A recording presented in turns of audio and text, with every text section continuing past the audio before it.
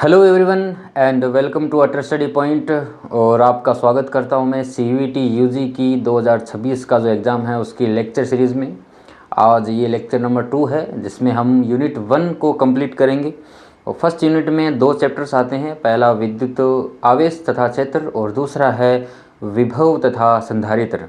तो हमने क्षेत्र तक बात कर ली थी जिसमें गाउस के अनुप्रयोगों की भी हमने बात की थी, आवेश क्या होता है और उनसे जुड़ी सारी बातें हमने कर ली थी। और उनसे जो संबंधित क्वेश्चंस है उनके लिए हमने एक सेपरेट वीडियो बनाया है।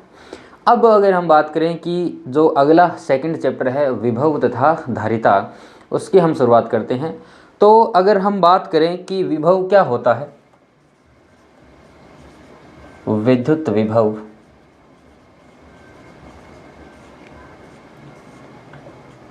यानी कि इलेक्ट्रिक पोटेंशियल क्या है। तो हमने आवेश की जब बात की और आवेश का विद्युत क्षेत्र क्या होता है कि किसी भी आवेश के चारों ओर का वह क्षेत्र जिसके अंदर अगर कोई दूसरा आवेश रखा जाए तो उस पर बल लगता है। अच्छा, उस आवेश को रखने के लिए हमें किसी एक आवेश को लाकर वहाँ पे रखना पड़ेगा किसी बाह्य बल के द्वारा, यानी कि वहाँ पर उस आवेश को रखने के लिए कुछ कार्य होगा।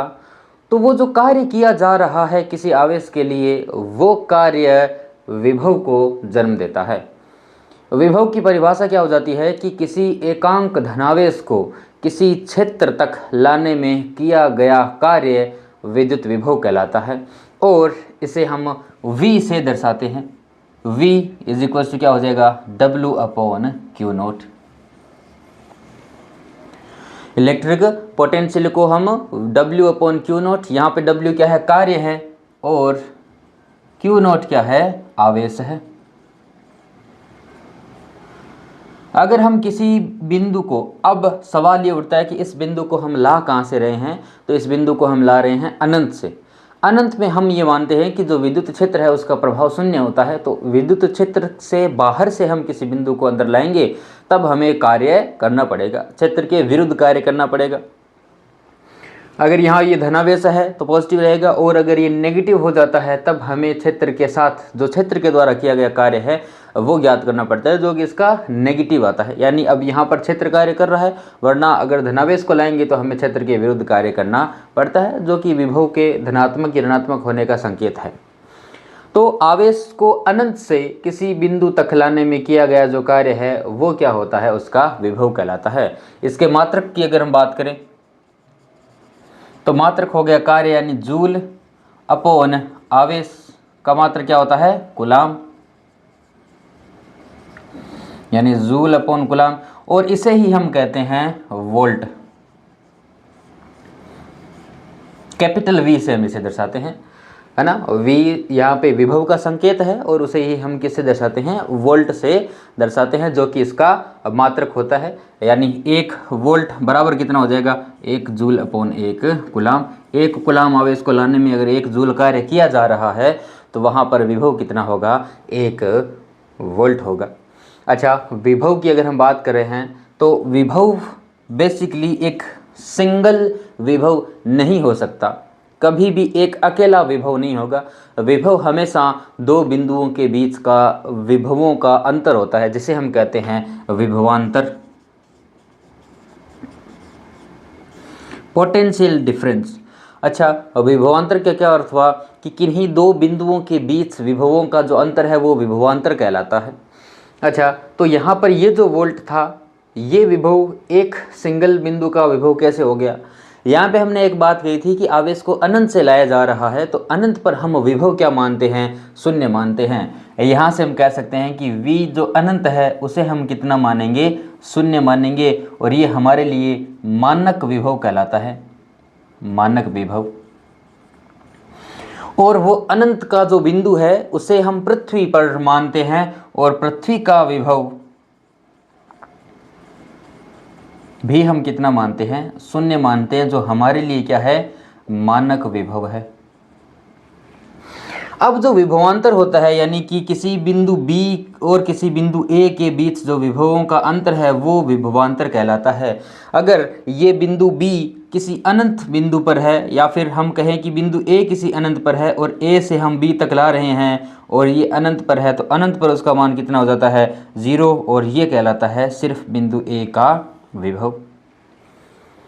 तो यहाँ से पहले बिंदु कहाँ था, बाद में कहाँ गया है, पहले बिंदु कहाँ था, बाद में कहाँ गया, इन दोनों के बीच का अंतर हमें क्या देता है, विभवांतर देता है। इसका मात्रक भी कितना होगा, वोल्ट होगा। अंत किसी भी भौतिक राशि का जो अंतर है वो स्वयं वही भौतिक राशि आती है, इसलिए इसका मात्रक भी कितना आएगा, वोल्ट आएगा। वीमी सूत्र की अगर हम बात करें तो जूल के लिए m1 L2T-2 अपॉन कुलाम का कितना हो जाएगा A इंटू टी, यानी यहाँ से m1 L2T-3A-1 इसका वीमीय सूत्र हो जाएगा विभव का, और सेम रहेगा किसका, विभवांतर का। अच्छा, विभवांतर से जो आवेश पर बल लगता है, या फिर हम विभवांतर की अवधारणा से आवेश को समझाएं तो आवेश की जो गति है, आवेश सदैव उच्च विभव से निम्न विभव की ओर गति करता है। और ये जो विभव है उच्च कब होगा, जब धनात्मक, अगर दोनों धनात्मक है तो इसकी वैल्यू जब ज़्यादा रहेगी तब हम बात करेंगे उच्च की, और अगर उसकी वैल्यू उससे कम है तो वो क्या हो गया, उसका निम्न विभव हो गया। और आवेश उच्च विभव से निम्न विभव की ओर गति करता है। अगर हम यहाँ पे कहें कि अगर हम मानक विभव को पृथ्वी लेते हैं तो जब धनावेश होगा तो धनावेश हमारे लिए क्या है, जो v विभव है वो पॉजिटिव है, इसका मतलब है कि अब आवेश पॉजिटिव से 0 की तरफ जाएगा, और अगर ऋणावेश है तब आवेश 0 से कहाँ जाएगा, ऋणावेश की ओर जाएगा, क्योंकि विभव में उच्च विभव से निम्न विभव की ओर आवेश बहता है। इसके अलावा अगर हम देखें कि एकल बिंदु आवेश के कारण उसका कितना विभव होता है,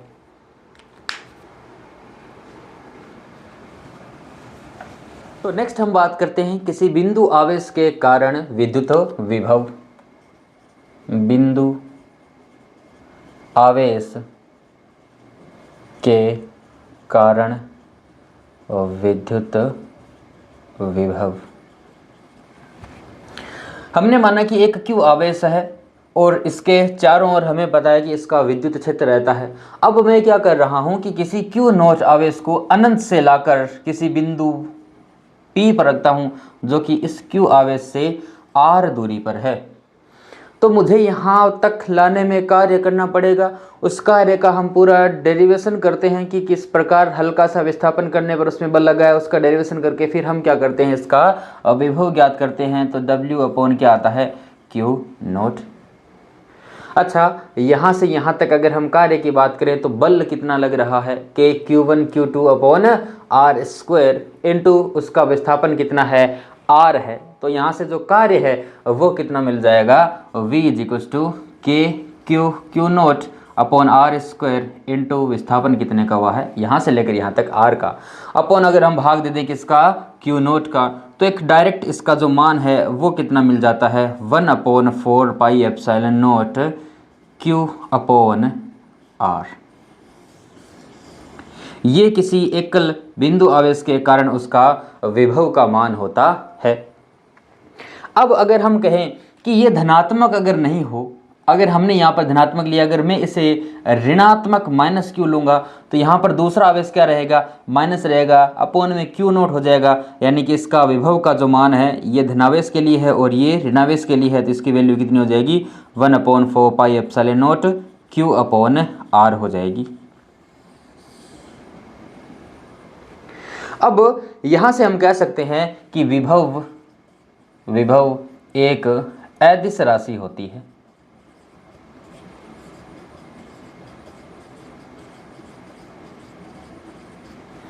यानी कि विभव की कोई दिशा नहीं होती है, क्षेत्र चारों ओर है। अगर आप किसी R दूरी पर किसी आवेश को रखोगे तो डेफिनेटली उसके कारण इतना कार्य करना पड़ेगा और वहां पर विभव होगा। अब ये जो विभव है वो इसके कारण यहां पर रहेगा, यानी कि यहां पर इसका विभव पहले से रहेगा VP, किसके कारण रहेगा, क्यू आवेश के कारण रहेगा। यहाँ पर इसका विभव रहेगा और आप क्यू नॉट आवेश को जब लाओगे तो आपको इस विभव में कार्य करना पड़ता है और इस विभव का मान इस r दूरी पर कितना हो जाएगा कि Q/R हो जाएगा। अच्छा, हमने यहाँ पर विद्युत क्षेत्र भी तो निकाला था, E का मान कितना आया था, E का मान आया था 1/4πε0 Q/R²।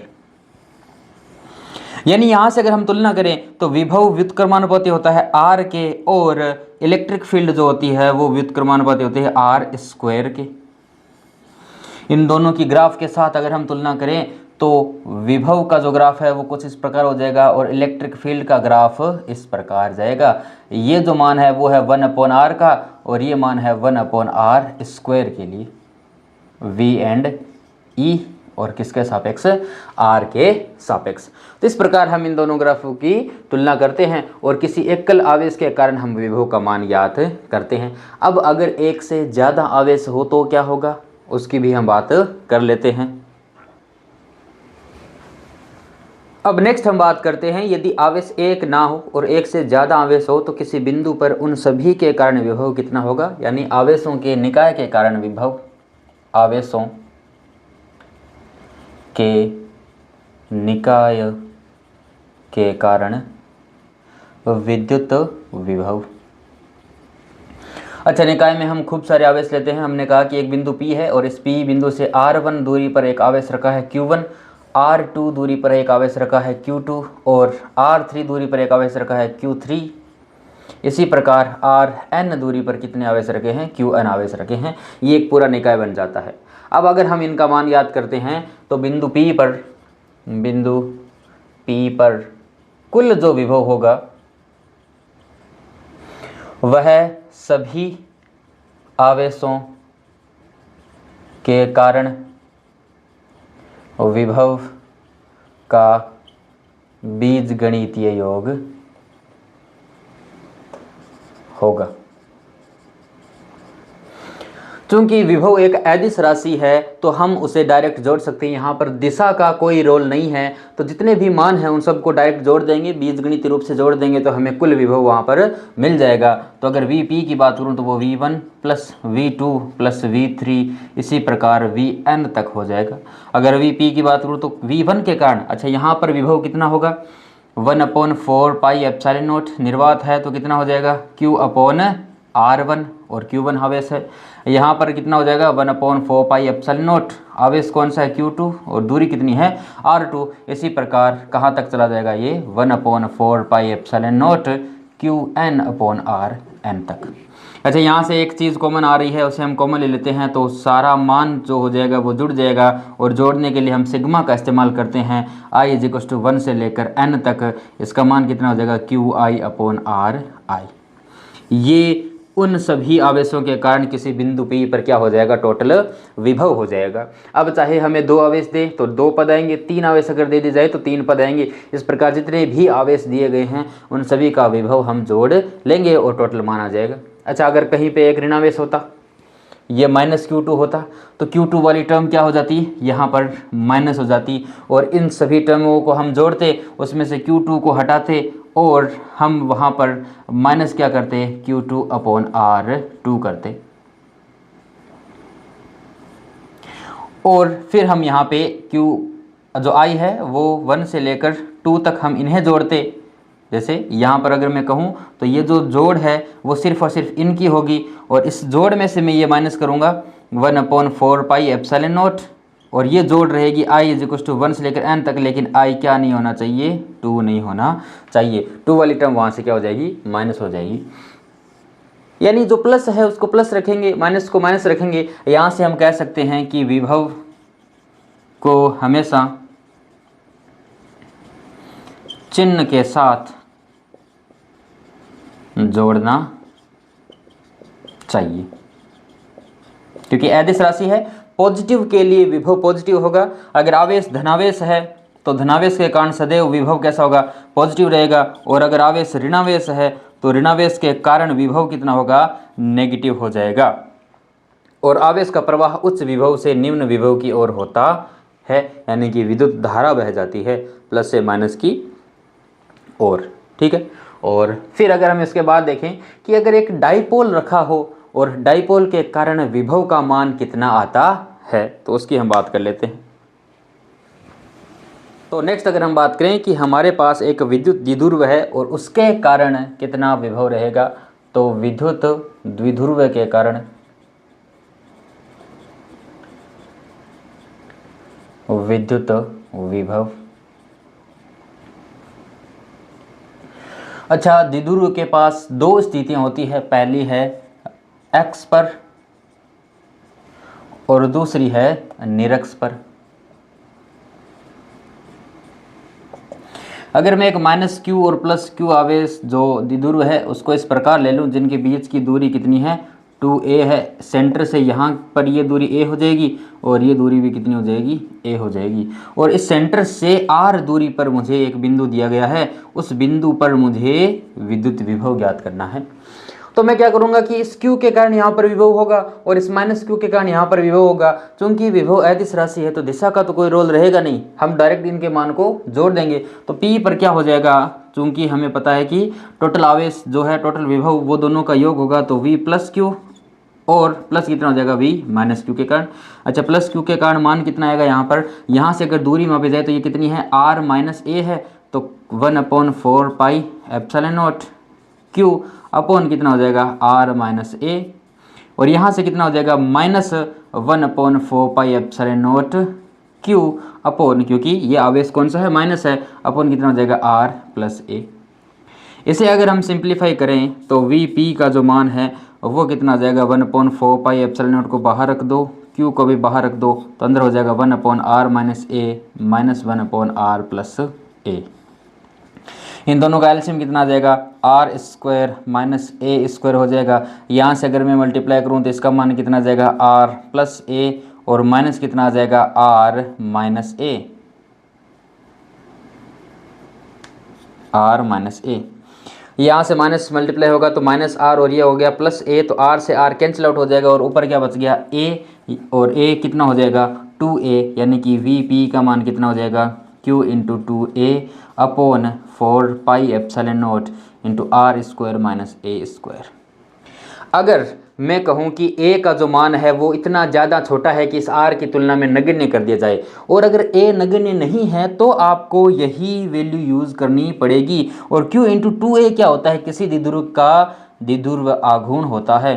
तो यहाँ से Vp का जो मान है वो कितना हो जाएगा P अपॉन R स्क्वायर। अगर मैं इसका मान हटा देता हूँ तो, चूँकि अगर A बहुत छोटा है तो ये इसकी तुलना में नगण्य हो जाएगा और इसका मान कितना आ जाएगा Kp/R स्क्वायर आ जाएगा, जो कि पहली कंडीशन हो जाती है। अगर R की तुलना में A नगण्य नहीं है, अगर दोनों ही मान आपको एक मीटर में दे रखे हैं, सेंटीमीटर में दे रखे हैं, तो पैमाने समान होने पर ये वैल्यू कैंसिल आउट नहीं होगी। इसलिए यहाँ पर जो मान है वो A का आपको रख कर सोल्व करना पड़ेगा, वरना आप इसे नेगलेक्ट कर सकते हो। दूसरा है निरक्ष पर। तो अगर मैं निरक्ष की बात करूँ माइनस Q प्लस Q, इस बिंदु पर मैंने रख दिया O है ये, और O से R दूरी पर, तो यहाँ से ये दूरी कितनी हो जाएगी R square minus A square का रूट, यहाँ से यहाँ तक और यहाँ से यहाँ तक भी A है, और इसका मान भी कितना हो जाएगा under root R square plus A square है ना, ये प्लस हो जाएगा क्योंकि कर्ण है तो R स्क्वायर लंब और आधार का स्क्वायर हो जाएगा। ये दूरी आ गई और यहाँ बिंदु P मैंने रख दिया है। अच्छा, P पर अगर मैं विभव देखूंगा तो V प्लस Q के कारण, और प्लस में कितना हो जाएगा V माइनस Q के कारण, क्योंकि अदिश राशि है दोनों को जोड़ सकते हैं। और Vp का अगर मैं मान देखूँ तो कितना हो जाएगा 1/4 pi epsilon naught Q upon कितना हो जाएगा under root R square plus A square, और यहाँ पर माइनस कितना हो जाएगा 1/4 pi epsilon naught Q upon under root R square plus A square. अच्छा, ये वैल्यू और ये वैल्यू तो क्या हो गई बराबर हो गई, तो बराबर हो गई यानी कि Vp का मान यहाँ पर क्या आ जाता है 0 आ जाता है। अर्थात निरक्ष पर विभव कितना रहता है 0 रहता है, और अक्ष पर विभव कितना रहेगा 1/4 pi epsilon naught P upon R square, यदि A उसकी तुलना में नगण्य रहता है तब। अच्छा, अगर इन दोनों केसेस के अलावा अगर हमें कोई एक दूसरी अलग सिचुएशन दे दी जाए और कह दिया जाए कि अगर वो किसी थीटा कोण पर हो, यानी कि द्विध्रुव के साथ ये दो स्थितियां ना रहे, अलग कोण पर रहे, तब हमें मान ज्ञात करना हो तो कैसे ज्ञात करेंगे। तो उसका तो कंप्लीट डेरिवेशन है, हमें पूरा डेरिवेशन नहीं देखना है, हमें सिर्फ उसका फॉर्मूला चाहिए। मैं कहता हूँ ये बिंदु P है जो कि इस द्विध्रुव के साथ किसी थीटा कोण पर रखा हुआ है। ये कोण थीटा है और ये दूरी कितनी है, r है, और इनके मध्य दूरी कितनी है, 2a है। यानी यहाँ से ये दूरी a हो गई और ये दूरी भी कितनी हो जाती है, a हो जाती है। अब अगर मैं कहूँ कि यहाँ से मुझे उसका विभव ज्ञात करना हो, तब विभव का मान कितना आता है, v जो p है उसका मान होता है 1/4 pi epsilon naught p cos theta upon r square minus a square cos square theta. ये मान हमें यहाँ पर मिल जाता है। अब चूंकि अगर a इसके साथ नगण्य नहीं है तब ये वैल्यू आती है। अगर a को नगण्य कर जाए तो ये जो टर्म है वो कंप्लीट क्या हो जाएगी, नेगलेक्ट हो जाएगी, और वी पी पर जो मान है वो कितना हो जाएगा, 1/4 pi epsilon not P cos theta upon r square हो जाएगी। ये उसकी एक जनरल वैल्यू हो जाएगी। अच्छा, यदि थीटा में 0 रखूँ, थीटा अगर 0 रख दूँ तो थीटा 0 होने पर ये x कौन से आ गई है, x ही आ गई है। कोस 0 कितना होता है, 1 होता है, यानी इसका मान हो गया V P is equal to 1/4 pi epsilon naught p upon r square, जो कि x के बराबर है। अच्छा, अगर मैं 90 डिग्री कर दूं थीटा को तो स्थिति कौन सी हो जाएगी, निरक्षीय हो जाएगी। तो निरक्षीय स्थिति पर अगर इसकी वैल्यू देखना चाहूँ तो वी पी का मान कितना आ जाएगा, 0 आ जाएगा। तो एक जनरल फॉर्मूला हमें यहाँ पर मिल जाता है, किसके लिए, विभव के लिए। द्विध्रुव के जितने भी केसेस थे वो यहाँ पर आ जाते हैं। आपको अलग अलग वैल्यूज़ दी जाएगी। जैसे a को नेग्लेक्ट कब करना है, जब a का मान r की तुलना में बहुत ज़्यादा छोटा हो। सवाल में ध्यान रखना है, अगर a मान लो आपको 2 सेंटीमीटर दे दिया और r का मान 5 सेंटीमीटर दे दिया है तो 2 सेंटीमीटर और 5 सेंटीमीटर की तुलना में नगण्य नहीं है। अगर आपको 10 मीटर दे दिया है और फिर वहाँ पे 2 मिलीमीटर दे दिया है या 2 सेंटीमीटर दे दिया, तब आप उसे नगण्य कर सकते हो। नगण्य किया तब जाके आएगा, वरना इसी में आपको वैल्यू पुट करके इसको सॉल्व करना पड़ेगा। दोनों ही केसेस यहाँ पर सॉल्व हो जाते हैं। इसके बाद हम बात करते हैं समविभव पृष्ठ की। समविभव पृष्ठ यानी कि एक ऐसा पृष्ठ जहाँ पर सभी बिंदुओं का विभव क्या रहे, समान रहे। समविभव पृष्ठ को समझने से पहले हमें एक छोटा सा टॉपिक समझना पड़ेगा, और वो है विद्युत विभव तथा विद्युत क्षेत्र में संबंध।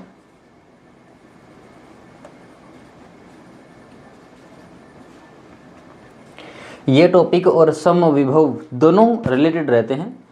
मैं एक फील्ड को जनरेट करता हूँ। मैंने कह दिया कि यहाँ पर एक इलेक्ट्रिक फील्ड है E, और यहाँ पर कुछ एक ऐसा पृष्ठ है, एक मैंने एरिया पृष्ठ को बना लिया है और उससे थोड़ा सा दूर एक दूसरा पृष्ठ मैंने बना लिया है, और इस पृष्ठ पर मैंने विभव माना है V, कि भाई इस पूरे पृष्ठ पर एक V विभव है, और जो कि ये क्या कहलाता है, समविभव पृष्ठ। हम अलग अलग विन्यासों के लिए समविभव पृष्ठ देखेंगे। ये विभव है, और यहाँ से इसके बाद हमने कहा कि ये विभव है V प्लस डेल V। हल्का सा इनके बीच में गैप है जिसकी दूरी है डेल R। डेल दर्शाता है कि अति अल्प मान है यहाँ पर, ठीक है। तो जो इलेक्ट्रिक फील्ड होगा वो यहाँ पर इनकी प्रवणता के बराबर होता है।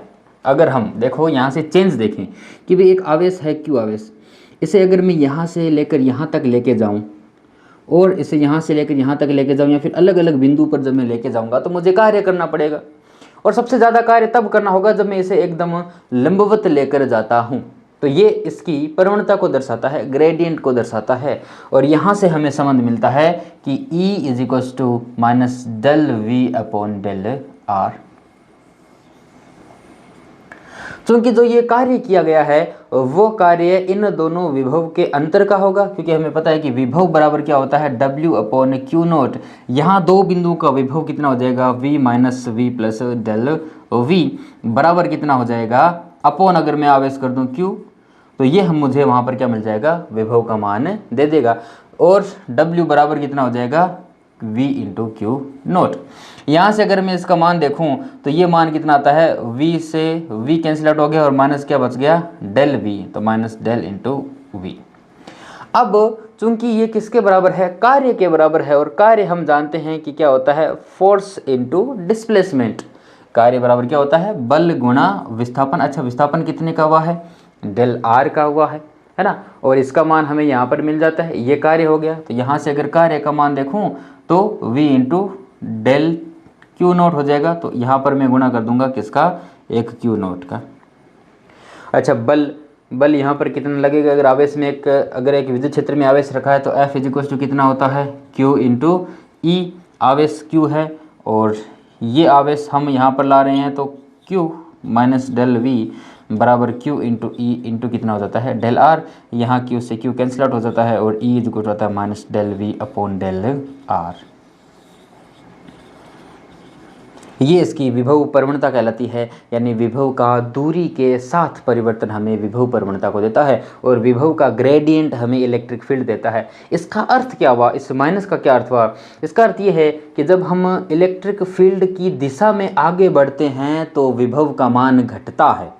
विभव क्या है बेसिकली, कि अनंत से लाने में किया गया कार्य, तो अनंत से यहाँ तक लाने में किया गया कार्य और अनंत से यहाँ तक लाने में किया गया कार्य अलग अलग होगा। अच्छा, कौन सा कार्य ज़्यादा होगा, डेफिनेटली बात है कि अगर तुम फील्ड में और आगे तक जाओगे तो ये कार्य ज़्यादा होगा और ये कार्य कम होगा। ये कार्य ज़्यादा होगा यानी इसका विभव ज़्यादा होगा, ये कार्य कम है यानी इसका विभव कम होगा। और उच्च विभव से निम्न विभव की ओर अगर हम देखें तो इलेक्ट्रिक फील्ड की तरफ अगर बढ़ते हैं तो विभव घट रहा है। यही नेगेटिव साइन हमें बता रहा है कि विभव यहाँ पर क्या हो रहा है, दूरी के साथ घटेगा।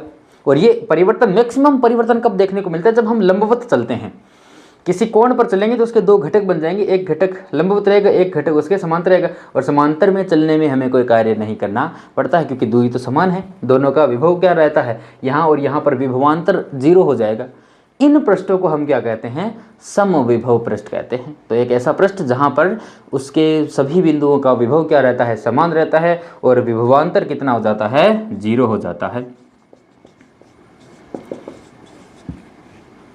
यानी कि किसी आवेश को किसी पृष्ठ पर, समविभव पृष्ठ पर एक बिंदु से दूसरे बिंदु तक ले जाने में कार्य कितना होता है, 0 कार्य होता है। अब अगर मैं यहाँ से देखूं कि अलग अलग आवेशों के लिए, जैसे प्लस क्यू की अगर मैं बात करूं तो उसका इलेक्ट्रिक फील्ड कुछ इस प्रकार रहता है।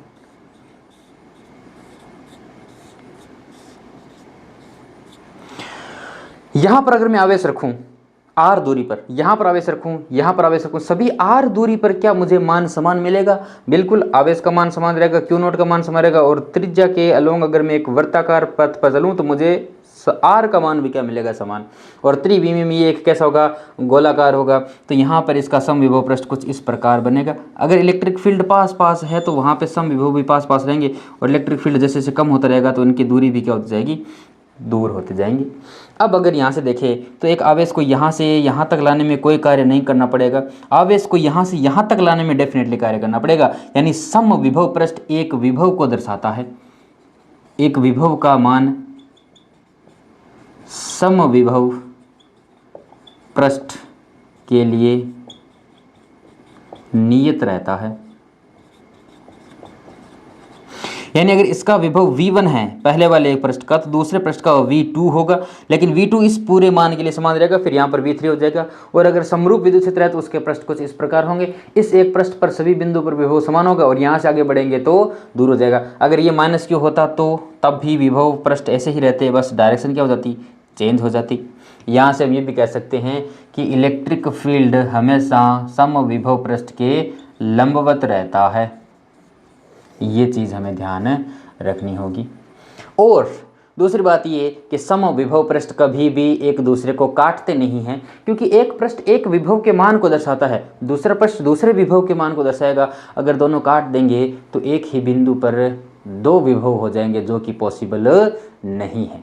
यानी कि यहाँ से हमने इलेक्ट्रिक फील्ड और विभव में संबंध देखा। और अगर हम यहाँ पर देखते हैं कि समविभव पृष्ठ क्या होता है, अगर इसे इस दिशा में इलेक्ट्रिक फील्ड की दिशा में आगे या पीछे लेकर चलें तब कार्य करना होगा, लेकिन इलेक्ट्रिक फील्ड के लंबवत अगर किसी भी आवेश को लिया जाए तो उस पर कोई भी कार्य नहीं करना पड़ता है।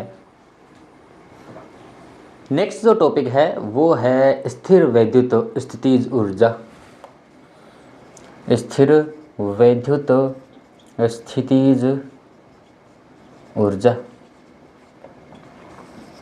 अच्छा, स्थितिज ऊर्जा का अर्थ हुआ कि किसी कण की स्थिति के कारण उसमें ऊर्जा संचित हो जाती है, और हम यहाँ पर किसी आवेश को किसी दूसरे आवेश के पास लाकर रखते हैं तो कार्य करना होता है, और वही कार्य इसकी स्थितिज ऊर्जा के रूप में संचित होता है। विभव की परिभाषा से हमें पता है कि V इक्वल्स टू क्या होता है, W/Q0, और ये जो कार्य है उसका मान कितना आ जाता है, Q0 इंटू V। ये जो कार्य है वही उसकी स्थितिज ऊर्जा के रूप में संचित हो जाता है। अच्छा, इसका मात्रक कितना होता है हमें पता है, इसका मात्रक होता है जूल, और यहाँ से हम एक अलग मात्रक बना सकते हैं जो कि हो जाएगा कूलाम इंटू वोल्ट हो जाएगा। और इसकी अगर मैं कहूँ एक अन्य जो मात्रक है, यानी कि अगर हम किसी आवेश को लाकर रख रहे हैं तो जो कार्य होगा वो कितना हो जाएगा कि किसी भी आवेश को अनंत से किसी क्षेत्र में लाकर रखने में जो कार्य किया जाता है वो उसकी स्थितिज ऊर्जा के रूप में संचित हो जाता है, उसे हम स्थितिज ऊर्जा कहते हैं। ठीक है, और ऊर्जा का मात्रक जूल होता है, कार्य हो चाहे ऊर्जा हो, दोनों का मात्रक क्या रहता है, जूल रहता है। इसके अलावा जो हम कण लेके आते हैं वो आवेश काफ़ी कम मात्रा में आवेश होते हैं, इसलिए इनका एक अन्य मात्रक इस्तेमाल करते हैं। तो ऊर्जा का ही मात्रक है इलेक्ट्रॉन वोल्ट, और एक इलेक्ट्रॉन वोल्ट होता है 1.6 × 10⁻⁹ जूल के बराबर होता है। इन मात्रकों का भी हम इस्तेमाल करते हैं किसके लिए, स्थितिज ऊर्जा के लिए हम बात करते हैं। अच्छा, और अगर यहाँ से हम देखें तो अगर किसी कण को हम ला रहे हैं और उसका विभव पता हो तो उस विभव को उस कण के आवेश से मल्टीप्लाई कर देंगे तो हमें वहाँ पर क्या मिल जाएगी, उसकी स्थितिज ऊर्जा मिल जाती है। अच्छा, तो एक बिंदु आवेश के कारण अगर मैं स्थितिज ऊर्जा फाइंड आउट करूँ,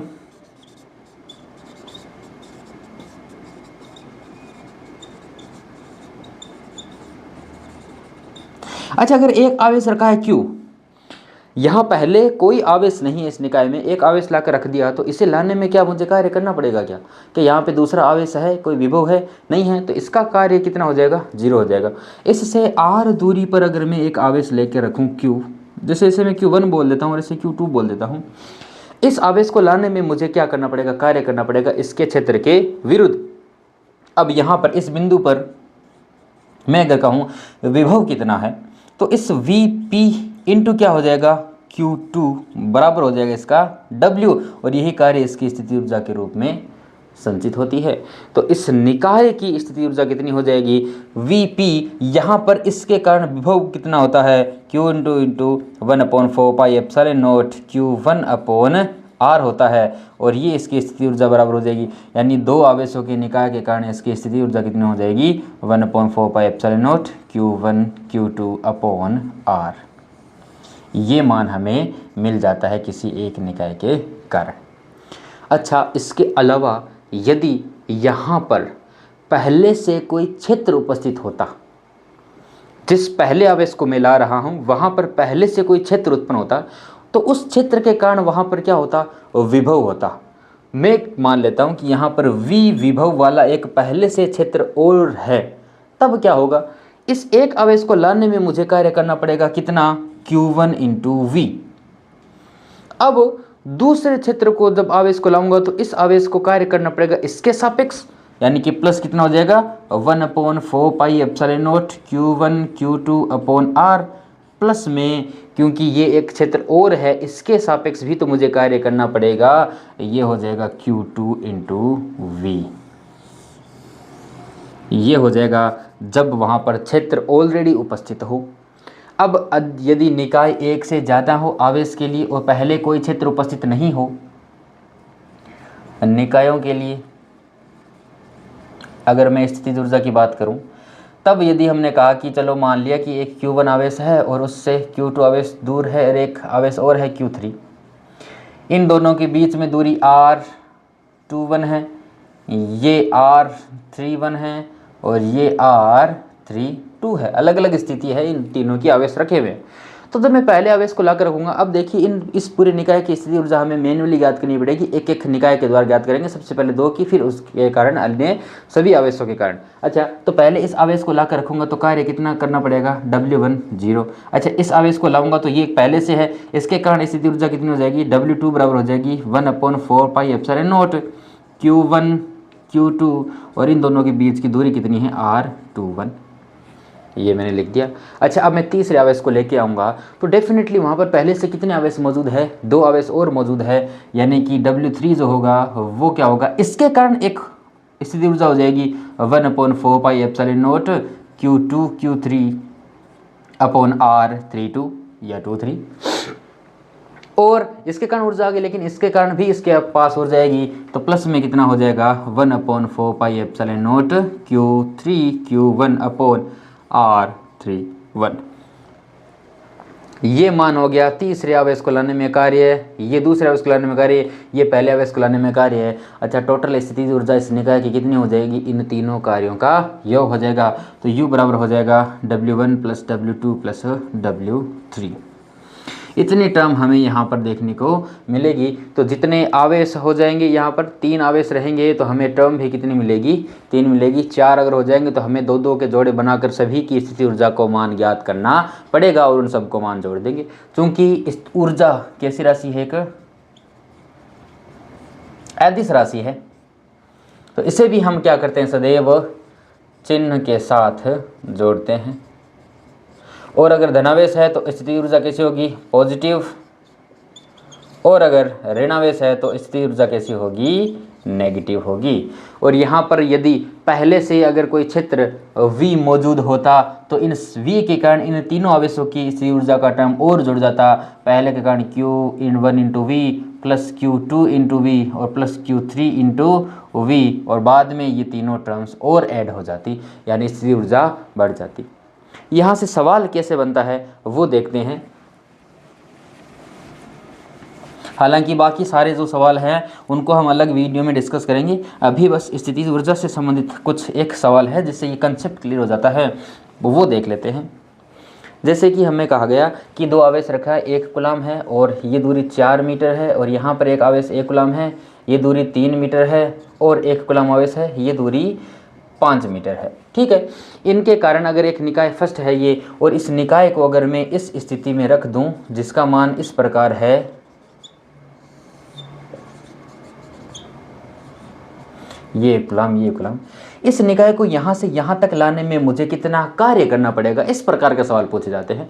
तो कार्य के लिए हमें पता है कि कार्य बेसिकली ऊर्जा से आती है, और ऊर्जा में परिवर्तन अगर मैं ज्ञात करूँ तो वो जो परिवर्तन हुआ है वो कहाँ जाएगा, उसकी स्थिति ऊर्जा में, और वो कार्य इस निकाय से इस निकाय को बनाने में किया गया होगा। तो पहले मैं इस निकाय की स्थिति ऊर्जा ज्ञात कर लेता हूँ। पहले के कारण 0 होगा, इस आवेश को लाने में कार्य कितना होगा, तो 1/4πε0 Q1 × Q2/R कितना है, 4 है, और प्लस में इसके कारण कितना हो जाएगा 1/4πε0 1 × 1 कितना हो जाएगा 3, और इसके कारण कितना हो जाएगा 1/4πε0 1 × 1/5। यानी कि यहाँ से अगर मैं 1/4πε0 को कॉमन ले लूँगा, जिसकी वैल्यू मैं रख देता हूँ 10 × 10⁹ अपॉन इतना कितना हो जाएगा, ये हो जाएगा 1/4 + 1/3 + 1/5। ये वैल्यू आ गई U1 की। अच्छा, U2 कितना हो जाएगा, U2 सेम वही हो जाएगा, 1/4πε0 को बाहर रख दूं, अंदर कितना हो जाएगा 1 × 1 अपॉन इनके बीच की दूरी 16 + 1/1 इंटू दूरी कितनी हो जाएगी 9 + 1 × 1 अपॉन दूरी कितनी हो जाएगी 25 हो जाएगी। ये माना U2। अच्छा, मुझे कार्य ज्ञात करना पड़ेगा, तो ये जो एक्स्ट्रा ऊर्जा हुई है उसमें से अगर मैं पहली ऊर्जा को माइनस कर दूंगा तो ऊर्जाओं का परिवर्तन जो है वो मुझे क्या दे देगा, इसका कार्य दे देगा। और इस प्रकार के हम सवालों को सोल्व करते हैं जब स्थितिज ऊर्जा की बात यहाँ पर होती है।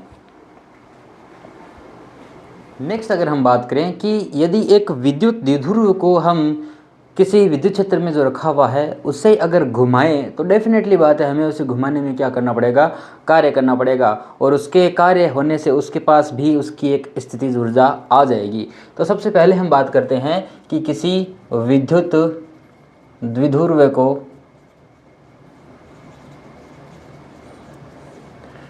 विद्युत क्षेत्र में घुमाने में किया गया कार्य, घुमाने में किया गया कार्य, यानी कि एक समरूप विद्युत क्षेत्र लेते हैं और उस विद्युत क्षेत्र में हम एक विद्युत द्विध्रुव को रख देते हैं कुछ इस प्रकार, यहाँ -Q और यहाँ +Q। तो हमें पता है कि इस पर एक बल लगता है इधर QE और इस साइड एक वापस से QE, जिसके कारण कुल बल कितना होता है 0 होता है, और यहाँ पर बल आघूर्ण आता है। तो मैंने कहा कि इसे अगर मैं θ1 स्थिति पर रखता हूँ और यदि मैं इसे घुमाकर -Q और ये प्लस क्यू थीटा 2 स्थिति तक ले जाता हूँ, तब मुझे कार्य कितना करना पड़ेगा। हमें पता है कि अगर मैं इसे हल्का सा घुमाऊंगा तो डी डब्ल्यू बराबर कितना हो जाएगा, टाउ इंटू डी थीटा, जो कि घूर्णन में किया गया कार्य होता है। बल आघूर्ण यहाँ पर कितना होता है, डी डब्ल्यू बराबर होता है पी क्रॉस ई होता है इंटू डी थीटा, और पी ई को हम क्या लिख देंगे, P E sine theta into D theta. अच्छा, अब अगर हमें ये हल्का सा कार्य ज्ञात करना होगा और टोटल अगर कार्य ज्ञात करेंगे Q1 Q2 से, तो हम क्या कर देंगे, दोनों साइड समाकलन कर देंगे। यहाँ से मुझे टोटल कार्य मिल जाएगा बराबर कितना हो जाएगा, P कांस्टेंट रहेगा, E कांस्टेंट है, अंदर समाकलन हो जाएगा किसका, साइन थीटा, किसके सापेक्ष, थीटा के सापेक्ष। कहाँ से कहाँ तक कर रहे हैं, थीटा 1 से थीटा 2 तक। तो साइन थीटा का जो समाकलन होता है वो किसके बराबर होता है, PE, वो होता है माइनस कोस थीटा के बराबर। थीटा 1 से थीटा 2 तक हम देखेंगे वैल्यू, तो लिमिट रखने पर PE अंदर क्या हो गया, minus cos theta 2 minus minus plus हो जाएगा कोस थीटा 1। तो ये वैल्यू आ जाती है किसी भी विद्युत ध्रुव को घुमाने में किए गए कार्य की। यहाँ से अगर मैं सिंपली इसको लिखना चाहूँ तो W बराबर कितना हो जाएगा, माइनस PE, अंदर क्या हो जाएगा, कोस थीटा 1 माइनस कोस थीटा 2, ये वैल्यू कार्य की हो जाएगी। यदि फर्स्ट अगर मैं कहूँ कि थीटा 0 से लेकर किसी थीटा तक घुमाऊँ, थीटा 1 0, थीटा 2 बराबर कितना हो जाएगा थीटा, तो W जो है वो कितना हो जाएगा, माइनस PE, थीटा 1 कितना है 0, तो इसका मान कितना हो जाएगा 1, माइनस कोस थीटा 2 कितना है थीटा, तो 1 माइनस कोस थीटा इसकी वैल्यू हो जाएगी। सेकंड स्थिति की अगर मैं बात करूं कि इसे मैं अगर थीटा 1 बराबर 0 से लेकर थीटा 2 इजिक्वल टू 90 तक लेके जाऊं, तो W बराबर कितना हो जाएगा, माइनस PE, कोस थीटा 1 0 है तो 0 का मान 1 हो जाएगा, माइनस कोस थीटा 2 90, कोस 90 कितना होता है 0, यानी कि W का मान कितना हो गया, माइनस P इंटू E हो गया है।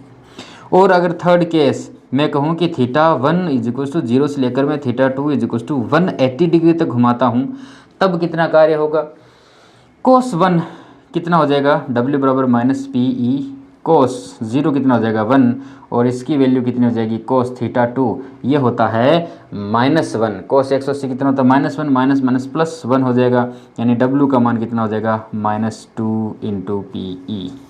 इतना कार्य मुझे यहाँ पर करना पड़ता है।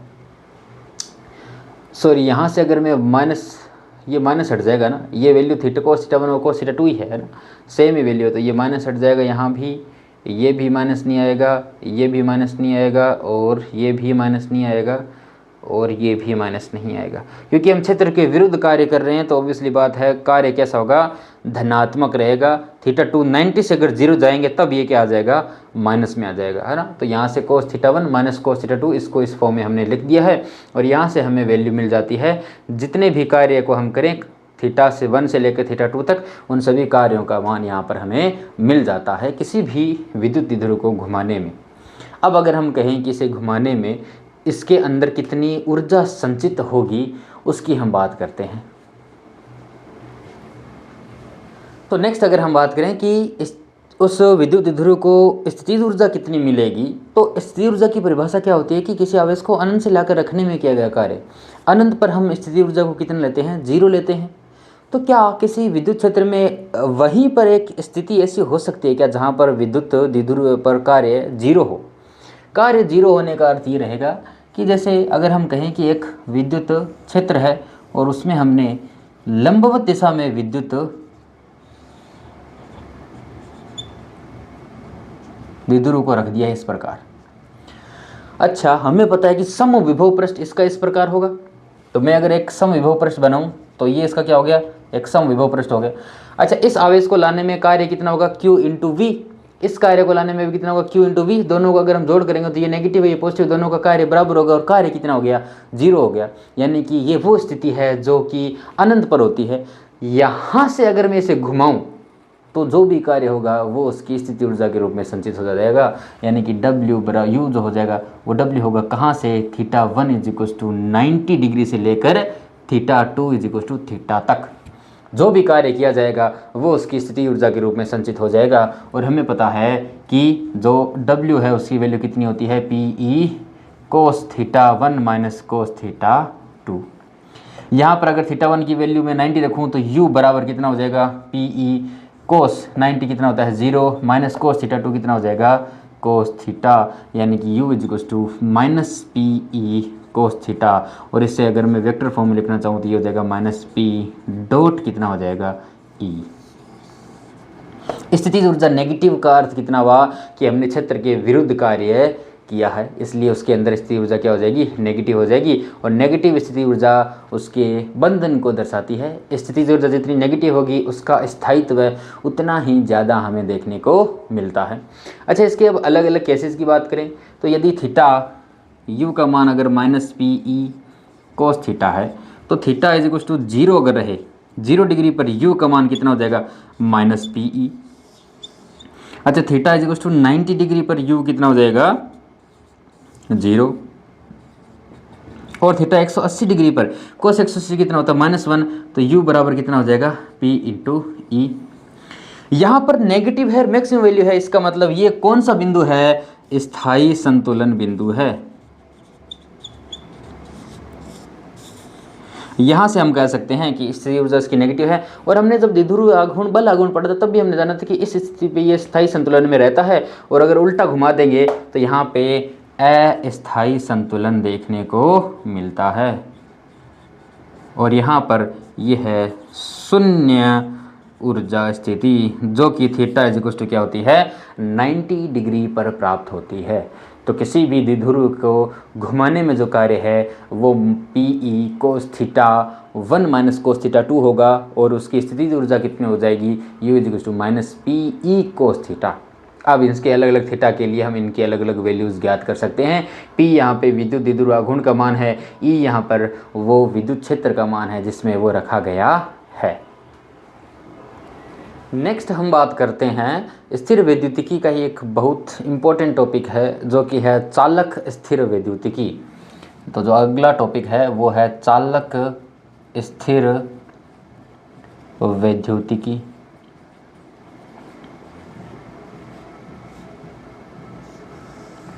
इसमें हम बात करेंगे कि चालक पदार्थों में क्या होता है, आवेश किस प्रकार स्थिर रहता है। गतिमान अवस्था में हम धारा में अलग अलग एक चैप्टर में बात करते हैं, यहाँ पर हम सिर्फ और सिर्फ चालक पदार्थ में उनके स्थिर वैद्युतिकी का अध्ययन करेंगे। धारिता भी इसी के अंदर आ जाता है, धारिता और जो संधारित्र है वो इसी का टॉपिक रहता है। तो सबसे पहले अगर हम बात करते हैं चालक पदार्थ क्या होते हैं, तो चालक पदार्थ वे पदार्थ जिनमें आवेशों का प्रवाह आसानी से हो, आवेशों का प्रवाह हो, वे पदार्थ चालक पदार्थ कहलाते हैं। जैसे कि सभी धातुएं हो गई, सोना चांदी हो गई, और इंसान हो गए, पृथ्वी हो गई, अम्ल क्षार, जो भी चीज़ें हैं वो सभी क्या कहलाती है चालक कहलाती है। इनमें आवेशों का प्रवाह होता है।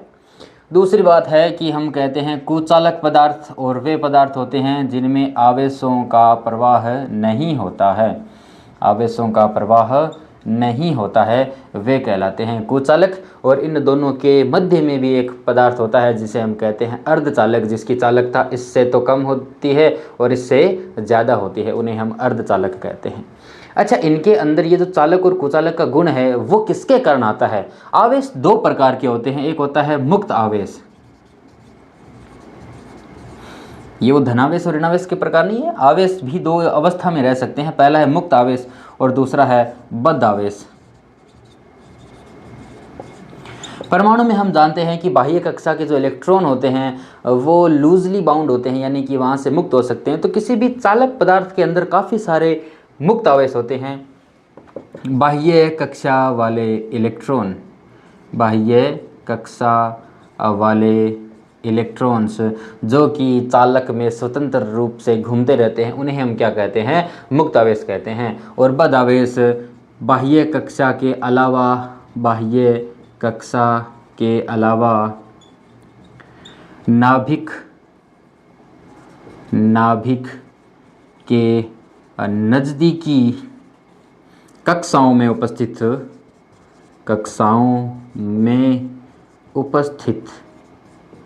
आवेश को हम क्या कहते हैं बद्ध आवेश कहते हैं। क्योंकि परमाणु में काफ़ी सारी कक्षाएं होती है और उन कक्षाओं में सबसे बाह्य जो इलेक्ट्रॉन है वो मुक्त हो सकता है, वो उस परमाणु को छोड़कर जो चालक है उसके अंदर प्रवाह कर सकता है, इसीलिए उसका गुणधर्म चालक होता है। कुचालक में काफ़ी सारा जो भी आवेश होता है वो बद आवेश होता है, वो उसे छोड़कर नहीं जा सकता। तो दो कैटेगरीज में यहाँ पे बढ़ जाते हैं, चालक और कुचालक। अच्छा, चालक पदार्थों में हम अब बात करते हैं कि इनके गुणधर्म क्या क्या होते हैं आवेशों को लेकर, कि आवेश को किस प्रकार इनमें रखा जा सकता है। चूँकि चालकों में आवेशों का प्रवाह होता है, इसलिए इनका जो भी आवेश है वो सदैव सतह पर रहता है। तो पहली बात अगर हम करें तो चालकों में मुक्त आवेश होते हैं और वो आवेश होते हैं फ्री इलेक्ट्रॉन्स के रूप में आवेश होता है। और आवेश अगर किसी भी चालक को दिया जाता है तो पूरा का पूरा आवेश चालक की सतह पर आ जाता है। यानी कि चालक के अंदर आवेश का मान कितना होता है, 0 होता है। और ये आवेश कौन सा है, अतिरिक्त आवेश है, अतिरिक्त आवेश। इसका अर्थ ये है कि अगर किसी भी चालक पदार्थ को अतिरिक्त आवेश दिया जाएगा तो वो आवेश सदैव हमें कहाँ मिलेगा, उसकी सतह पर ही मिलेगा। आवेश के चालक के अंदर हमें कोई भी आवेश नहीं मिलता है। और अगर हम बात करें कि किसी भी विद्युत क्षेत्र के अंदर अगर मैं चालक को रख देता हूं, जैसे मान लो कि एक समरूप विद्युत क्षेत्र है और इसके अंदर मैं एक चालक को रख देता हूं, तो ये एक बाह्य इलेक्ट्रिक फील्ड है। यहाँ से क्या होगा, चूंकि इसके अंदर इलेक्ट्रॉन फ्री रहते हैं तो इस दिशा में अगर पॉजिटिव आवेश है तो सारे इलेक्ट्रॉन एक तरफ इकट्ठे हो जाएंगे और कुल मिला के धनावेश जो है वो दूसरी साइड आ जाएगा। यहाँ से क्या होगा कि एक इलेक्ट्रिक फील्ड अंदर और बन जाता है। और ये इलेक्ट्रिक फील्ड तब तक बनता है जब तक कि बाह्य इलेक्ट्रिक फील्ड के बराबर ना हो जाए। इसे हम प्रेरित विद्युत क्षेत्र कहते हैं। प्रेरण के कारण ये घटना हुई है, हमने प्रेरण पढ़ लिया है, उसके कारण ये घटना हुई है। तो ये आवेश जो ये इलेक्ट्रिक फील्ड है वो इस ई के बराबर हो जाएगा, तो अंदर जो है वो इलेक्ट्रिक फील्ड कितना हो जाता है, 0 हो जाता है। यानी कि किसी चालक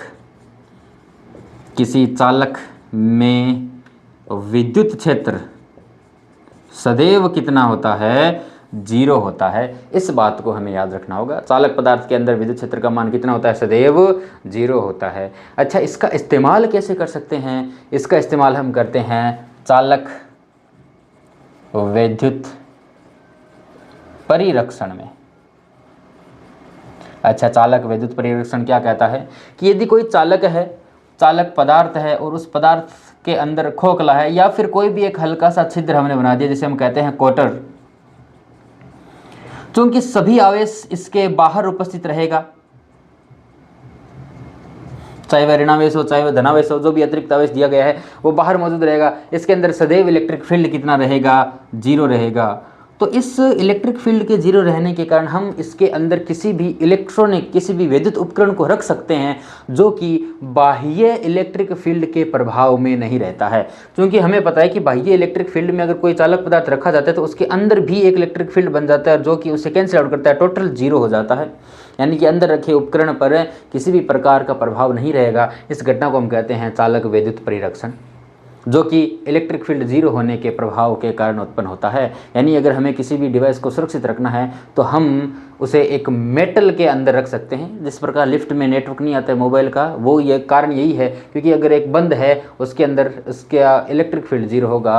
अगर बारिश हो रही है, बिजली गिर रही है, बिजली से बचना हो तो बंद बॉक्स के अंदर चले जाओ, किसी भी गाड़ी किसी भी बस के अंदर बैठोगे तो आपको सुरक्षित रहेगा। ये विद्युत परिरक्षण के कारण है, क्योंकि उसके अंदर इलेक्ट्रिक फील्ड सदैव क्या रहता है, 0 रहता है। और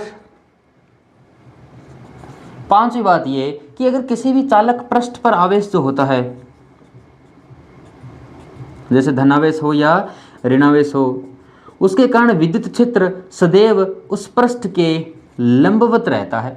और ये सिर्फ और सिर्फ स्थिर आवेश की स्थिति में हम बात कर रहे हैं। स्थिर आवेश स्थिर है, इसका अर्थ ये है कि ना तो इधर चल सकता है ना इधर चल सकता है। यानी इन दिशाओं में इनका कंपोनेंट सदैव क्या रहना चाहिए, 0 रहना चाहिए। यानी कि अगर मैं इस तरफ कंपोनेंट लूँ तो ई कोस थीटा आना चाहिए और ये ई कोस थीटा का मान क्या होना चाहिए, 0 होना चाहिए, क्योंकि अगर E = 0 नहीं तो इस दिशा में इसका प्रवाह होगा। हम प्रवाह की बात नहीं कर रहे हैं, स्थिर आवेश की बात कर रहे हैं। तो इसका मतलब ये है कि E तो 0 नहीं होगा, लेकिन cos थीटा को क्या होना पड़ेगा, 0 होना पड़ेगा। यानी थीटा हमेशा क्या रहना चाहिए, 90 डिग्री रहना चाहिए। यानी कि किसी भी चालक सतह से विद्युत क्षेत्र हमेशा लंबवत निकलता है। अब यहाँ से हम ये भी कह सकते हैं कि चालक की सतह सदैव समविभव होती है। चालक की सतह 6 है, चालक की सतह कैसे होती है, समविभव पृष्ठ होती है। यानी किसी भी आवेश को चालक की सतह पर एक स्थान से दूसरे स्थान पर ले जाने में हमें कार्य कितना करना पड़ेगा, 0 कार्य करना पड़ेगा। और यहाँ से लंबवत के केसेस भी हम दे सकते हैं, क्योंकि समविभव पृष्ठ से विद्युत क्षेत्र भी कैसा रहता है, लंबवत रहता है। तो और अगर खोखली सतह है तो जो विभव सतह पर रहेगा अंदर भी विभव क्या रहेगा, नियत रहेगा। तो विभव क्या रहेगा, नियत।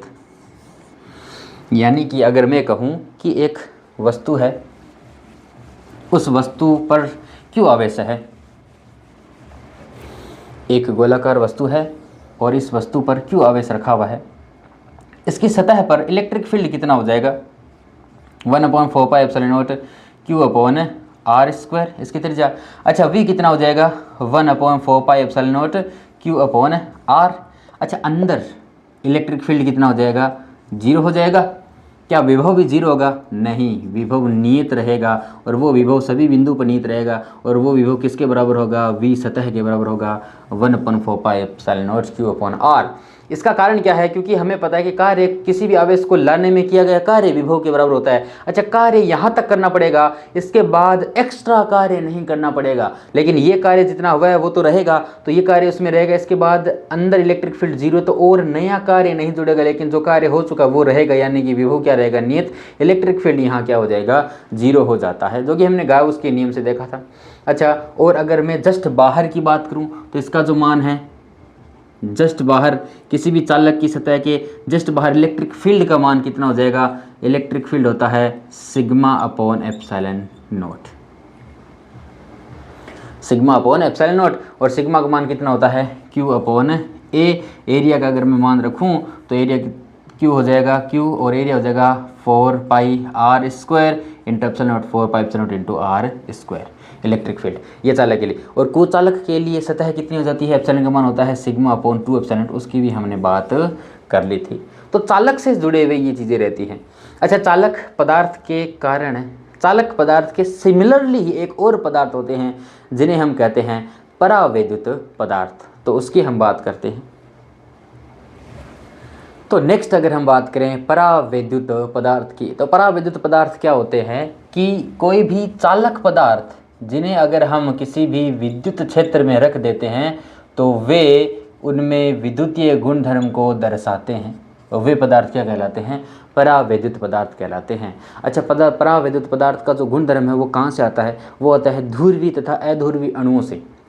हम पिछली क्लासेज में ये जान चुके होते हैं कि ध्रुवीय अणु क्या होता है, अध्रुवीय अणु क्या होता है। थोड़ा और डिटेल में देख लेते हैं। ध्रुवीय अणु का मतलब होता है कि धनावेश व ऋणावेश का केंद्र, धनावेश और ऋणावेश का केंद्र अलग अलग हो, अलग अलग हो। ये तो हो गए ध्रुवीय अणु।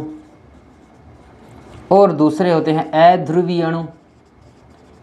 अध्रुवीय अणु जिसमें धनावेश और ऋणावेश का केंद्र एक बिंदु पर हो।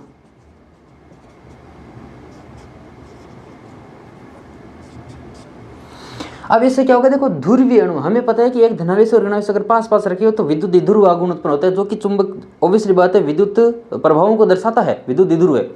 तो अणुओं के मध्य भी हमें बताया कि जैसे HCl है, H2O है, इन सभी में एक पदार्थ जो है वो ज़्यादा ऋणी होता है, दूसरा धनावेशित होता है। और इसके प्रभाव के कारण इनका सेंटर अलग अलग हो जाता है। इसका प्रभाव ज़्यादा होगा तो इसका सेंटर इसकी तरफ रहेगा, इसका प्रभाव कम होगा तो इसका सेंटर इसकी तरफ रहेगा। और हमें एक प्रभाव देखने को मिलता है जो कि इसे ध्रुवीय अणु बनाता है। यानी कि अब परावैद्युत पदार्थ भी दो प्रकार के हो जाते हैं। पहला है ध्रुवीय परावैद्युत, ध्रुवीय परावैद्युत पदार्थ, और दूसरा होगा अध्रुवीय परावैद्युत पदार्थ। सवाल अब ये उठता है, हमने परिभाषा में क्या कहा था कि कुचालक पदार्थ जो कि विद्युत क्षेत्र में रखने पर प्रभाव दर्शाते हैं। अच्छा, ध्रुवीय पराविद्युत पदार्थ पहले से ही प्रभाव क्यों नहीं दर्शा रहे हैं? जब वो ध्रुवीय है, लिखा है कि ध्रुवीय है, तो पहले से क्यों नहीं? इसका रीज़न क्या है कि हम जब ध्रुवीय पराविद्युत पदार्थों को देखते हैं तो उनके जो विद्युत द्विध्रुव होते हैं, जैसे प्लस माइनस, माइनस प्लस,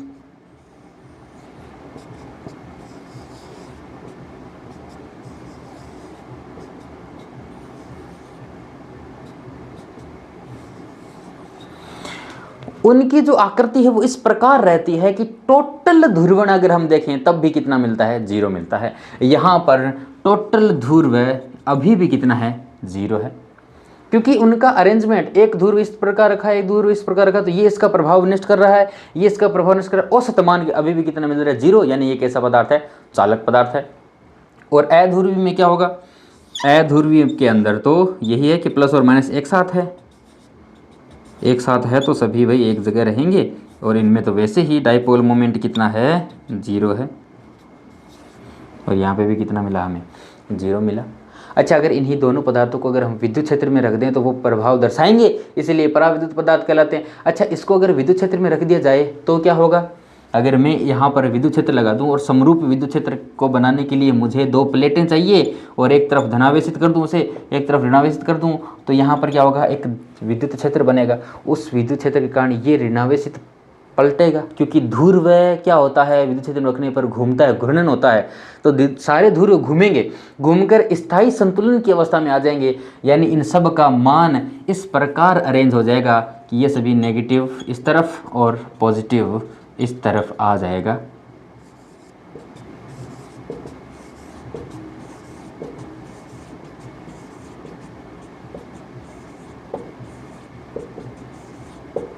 इस प्रकार, और ये जो पास पास विमान है इनका प्रभाव नेगलेक्ट हो जाएगा, एक दूसरे को कैंसिल आउट कर देंगे, और ओवरऑल यहाँ पर ऋणावेश आ जाएगा, ओवरऑल यहाँ पर धनावेश आ जाएगा। इसके अंदर एक क्या बन जाएगा?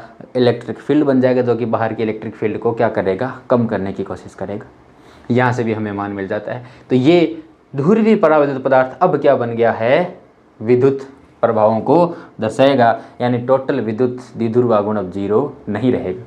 इसमें क्या होगा? इसके अंदर अगर मैं विद्युत क्षेत्र लगा देता हूँ तो होगा ये नेगेटिव को अट्रैक्ट करेगा, पॉजिटिव को दूर धकेलेगा, तो इनके जो नेगेटिव और पॉजिटिव है वो दूर दूर हो जाएंगे, नेगेटिव एंड पॉजिटिव दूर दूर हो जाएंगे, नेगेटिव एंड पॉजिटिव दूर दूर हो जाएंगे, केंद्र अलग अलग हो गए। यानी कि ध्रुवीय अध्रुवीय अणु जो थे वो अब क्या बन गए हैं? ध्रुवीय अणु बन गए हैं। इन पदार्थों को हम क्या कहते हैं? परावैद्युत पदार्थ कहते हैं, जो कि विद्युत क्षेत्र में आने से इनके अंदर विद्युत द्विध्रुव उत्पन्न हो जाता है।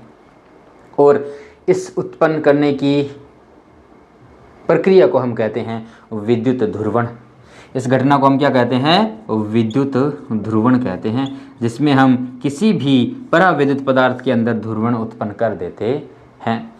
अब ये ध्रुवण उत्पन्न हो रहा है, कितना होगा, किस पदार्थ में कितना होगा, ये निर्भर करता है इनके ध्रुवण सदिश पर, यानी कि इनके अंदर कितनी प्रवृत्ति रहती है कि ये कितनी आसानी से, अब सभी पदार्थ एक जैसे नहीं होते, अलग अलग होते हैं। और पराविद्युत पदार्थों के उदाहरणों में हम देखते हैं कांच हो गया, मोम हो गए, कागज़ हो गए, ये सभी पराविद्युत पदार्थ होते हैं। तो इनके अंदर ये जो गुणधर्म उत्पन्न होता है ये अलग अलग तरीके से होता है, और ये चीज़ मापी जाती है ध्रुवण सदिश से। ध्रुवण सदिश, इसे हम कैपिटल P से दर्शाते हैं, और ये P वेक्टर है। अच्छा, P का मान कितना होता है कि कितना विद्युत द्विध्रुव आघूर्ण उत्पन्न हुआ है कितने आयतन में, ये कैपिटल P का मान होगा। यदि किसी इलेक्ट्रिक फील्ड में जैसे प्लस है और यहाँ पे माइनस है, अगर मैं एक D मोटाई का पदार्थ रख दूं तो क्या होगा? इसके अंदर पराविद्युत पदार्थ में इसके अंदर विद्युत द्विध्रुव आघूर्ण उत्पन्न होगा, और विद्युत द्विध्रुव आघूर्ण उत्पन्न होने से यहाँ पर लगभग आंशिक ऋणावेश आ जाएगा और यहाँ धनावेश आ जाएगा, और बीच वाले ओवरऑल मान क्या हो जाएंगे? 0 हो जाएंगे। और हमें पता है कि P बराबर क्या हो जाएगा? P इज इक्वल टू होता है P/V वॉल्यूम। इसकी अगर लेंथ में कहूँ L है, ठीक है, इसकी लेंथ कितनी होगी? L होगी। इसका जो चौड़ाई है वो कितनी होगी? D होगी। और ये एक पूरे एरिया में है, तो इसका ये एरिया बोल देता हूँ मैं, ए है, ये ए एरिया में है और ये डी इसकी चौड़ाई। पूरे पदार्थ के लिए बात कर रहे हैं हम। यहाँ से मुझे सिर्फ सामने से दिखाई दे रहा है तो ये 2D फिगर दिखाई दे रहा है। अब अगर मैं कहूँ यहाँ से कि P का मान विद्युत विद्युत आघूर्ण कितना होता है, Q इंटू 2A यानी दूरी कितनी है, अभी यहाँ पे D है इनके बीच में, तो Q into D upon volume कितना होता है, एरिया इंटू चौड़ाई, Q इंटू डी। यहाँ से D से D कैंसिल हो जाएगा, P का मान कितना आता है, Q अपॉन एरिया, जो कि किसके बराबर होता है, सिग्मा के बराबर होता है। और ये सिग्मा किसकी वजह से आ रहा है, प्रेरण की वजह से आ रहा है। तो ये प्रेरित, अगर यहाँ पर हम देखते हैं पृष्ठ आवेश घनत्व, तो उसके बराबर इसका क्या होता है, ध्रुवण सदिश हो जाता है। और ये ध्रुवण सदिश निर्भर किस पे करता है, बाह्य इलेक्ट्रिक फील्ड पर निर्भर करता है। तो P समानुपाती होता है किसके, E के। जितना ज़्यादा इलेक्ट्रिक फील्ड होगा उतना ही ज़्यादा उसके अंदर ध्रुवण सदिश उत्पन्न होगा, उतना ही ज़्यादा ध्रुवण होगा, उतना ही ज़्यादा आयतन में हो जाएगा। और अगर हम बात करें, अगर ये समानुपात चिन्ह हटाते हैं तो हमें निर्वात के लिए मिलता है एप्सिलॉन नॉट काई इंटू ई, ये वैल्यू हमें मिल जाती है। यहाँ ये काई क्या कहलाता है, ये कहलाता है विद्युत प्रवृत्ति, विद्युत प्रवृत्ति, और ये निर्भर करती है पदार्थ की प्रकृति पर। यानी अलग अलग पदार्थों को रखेंगे तो अलग अलग ध्रुवण आएगा, और यहाँ पर ये जो विद्युत प्रवृत्ति है वो उसका माप होती है। यानी कि एकांक इलेक्ट्रिक फील्ड में, निर्वात की अगर मैं बात करूँ तो एकांक इलेक्ट्रिक फील्ड में कितना ध्रुवण सदिश उत्पन्न हुआ है वो उसकी विद्युत प्रवृत्ति कहलाती है। ये मान किसी पदार्थों के लिए कम होता है, किसी के लिए ज़्यादा होता है, और उनके आधार पर हम उनके पराविद्युत सामर्थ्य को दर्शाते हैं। पराविद्युतांक हम मापते हैं कि इसको रखेंगे तो कितना इलेक्ट्रिक फील्ड इंड्यूस होगा, कितना आवेश उत्पन्न होगा, और उसके कारण कितना ध्रुवण सदिश उत्पन्न हो जाएगा, और वो कितना ज़्यादा विद्युत प्रभावों को दर्शाता है। तो ये हमें पराविद्युत पदार्थों के कारण देखने को मिलता है। नेक्स्ट, अब चालक स्थिर विद्युतिकी में ही हम बात करते हैं चालक की धारिता की। नेक्स्ट टॉपिक है चालक की धारिता। तो धारिता देखिए क्या होता है कि किसी भी चालक को हम आवेश देते हैं तो सारा का सारा आवेश उसके पृष्ठ पर चला जाता है और पृष्ठ पर आवेश इकट्ठा होता रहता है। लेकिन पृष्ठ पर आवेश इकट्ठे होने की वजह से उसके अंदर प्रतिकर्षण होने लगता है, और प्रतिकर्षण के कारण हमें अगर और आवेश दे रहे हैं तो और ज़्यादा कार्य उत्पन्न होता है। और ज़्यादा कार्य होगा तो उसका विभव बढ़ेगा, क्योंकि कार्य से विभव होता है, तो विभव बढ़ जाता है। उस विभव और उस आवेश का जो अनुपात है वो उसकी धारिता कहलाती है। यानी उस विभव इतना ज़्यादा बढ़ जाएगा कि फिर अब हम और ज़्यादा आवेश नहीं दे पाएंगे, तो एक लिमिट तक आवेश हम दे सकते हैं। तो जो लिमिट है, यानी कि किसी भी चालक द्वारा किसी आवेश को धारण करने की जो क्षमता है वो उसकी धारिता कहलाती है। और ये C जो होता है, इसे हम C से दर्शाते हैं कैपेसिटेंस। इसका मान होता है इस आवेश पर उपस्थित आवेश तथा इस वस्तु पर उपस्थित आवेश तथा उसके विभव का अनुपात। यहाँ से Q इक्वल टू क्या हो जाता है, C इंटू V बराबर हो जाता है। इसका मात्रक कितना होता है, मात्रक हो गया कूलाम अपॉन वोल्ट, जिसे हम कहते हैं फेरेड, जिसे हम क्या कहते हैं, फेरेड कहते हैं। तो धारिता का जो मात्रक है वो फेरेड होता है। अब अगर हम बात करें कि यहाँ से इसका V में सूत्र कितना होगा, तो इसका V में सूत्र हो जाएगा m-1l-2 T4a-2, इसका V में सूत्र हो गया। और धारिता का मान कितना होगा, Q अपॉन V, यानी कि Q इक्वल टू CV। यहाँ पे हमें इसका मान मिल जाता है। और इसका जो एक फेरेड मान होता है वो बहुत ज़्यादा होता है। इसकी वैल्यूज़ को हम 1 माइक्रो फेरेड में भी लेते हैं, 1 मिली फेरेड में भी लेते हैं, 1 नैनो फेरेड में भी हम इसका मान ज्ञात करते हैं। तो ये इसकी क्या कहलाती है, धारिता। अच्छा, बात अगर करूँ धारिता किस किस बात पर निर्भर नहीं करती और निर्भर करती है। पहली बात यह है कि वह उसके आवेश पर निर्भर नहीं करती। दूसरा यह है उसके विभव पर निर्भर नहीं करती है। इसका विभव कितना है, अगर किसी वस्तु का, जैसे दो वस्तुएं हैं, एक का विभव V1 है, एक का विभव V2 है, एक का कम है, एक का ज़्यादा है, तो हम वहाँ से ये नहीं बता पाएंगे कि इस पर धारिता कम है ज़्यादा है, क्योंकि दोनों अनुपात हमें चाहिए। Q1/V जो अनुपात मिल रहा है, अगर हो सकता है वो अनुपात दोनों का बराबर आ जाए तो धारिता भी क्या है, बराबर है। तो ये V पर निर्भर नहीं करता और Q पर भी निर्भर नहीं करेगा, क्योंकि अगर मैं यहाँ पे Q बढ़ाता रहूँ तो उससे क्या होगा, V भी बढ़ेगा। इस पदार्थ के लिए Q बढ़ाऊँ तो V बढ़ेगा, और ना ही ये उसके पदार्थ पर निर्भर करती है। तो फिर ये निर्भर करती किस पे है, ये निर्भर करती है सिर्फ और सिर्फ उसके विन्यास पर, यानी कि आकार पर। चालक का आकार जितना बड़ा होगा, उसका पृष्ठ उतना बड़ा होगा, उस पर आवेश उतना ज़्यादा आ सकता है। तो आवेश को धारण करने की क्षमता ही क्या है, धारिता कहलाती है। और उस धारिता के कारण हमें वहाँ पर विभव मिलता है V। तो C = Q/V उसका मान हो गया, और ये C क्या है, उसकी धारिता कहलाती है, कैपेसिटेंस कहलाती है, किसी भी चालक पदार्थ द्वारा धारण किए गए आवेश का मान होता है। नेक्स्ट अब टॉपिक है वो है संधारित्र। संधारित्र यानी कैपेसिटर। अच्छा, संधारित्र क्या होता है, कैपेसिटर नाम से पता चल रहा है, यानी कि हम अगर चालक की धारिता के आधार पर एक डिवाइस बनाए जिसे हम धारिता बढ़ा सकते हैं, वो क्या है, संधारित्र है। वे सभी चालक के पास धारिता होती है, लेकिन उस चालक की धारिता को कम ज़्यादा कर दें अगर हम, तो वो क्या होगा, संधारित्र कहलाता है। तो ये किस सिद्धांत पर काम करता है, संधारित्र कई प्रकार के होते हैं, जैसे कि एक गोलीय संधारित्र होता है, एक बेलनाकार संधारित्र होता है। हमारे लिए जो उपयोगी है वो है समांतर प्लेट संधारित्र। समांतर प्लेट संधारित्र में क्या होता है कि हम एक प्लेट जो कि धनावेशित है, उसके पास में दूसरी ऋणावेशित प्लेट रखते हैं।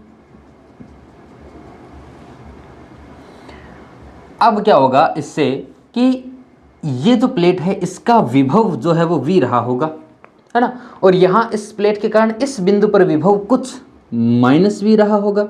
ये V1 है, ये V2 बोल देता हूँ मैं। तो इसने क्या किया, इसके विभवांतर को घटा दिया है, इसने इसके विभव को घटा दिया है, और हम जानते हैं Q क्या होता है, C/V।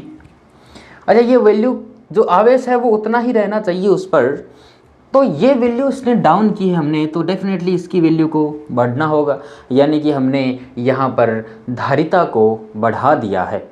और इस सिद्धांत पर ही हम ये क्या करता है, संधारित्र काम करता है। यहाँ एक धनावेशित प्लेट थी, उसके पास में हमने एक उदासीन प्लेट ली और उसे हमने क्या कर दिया था, ग्राउंडेड कर दिया। तो जो धनावेश था वो तो ग्राउंड में चला गया, और ऋणावेश इसके बाउंड के कारण यहाँ पे रह गया, और इसके अंदर एक इलेक्ट्रिक फील्ड उत्पन्न हो जाता है,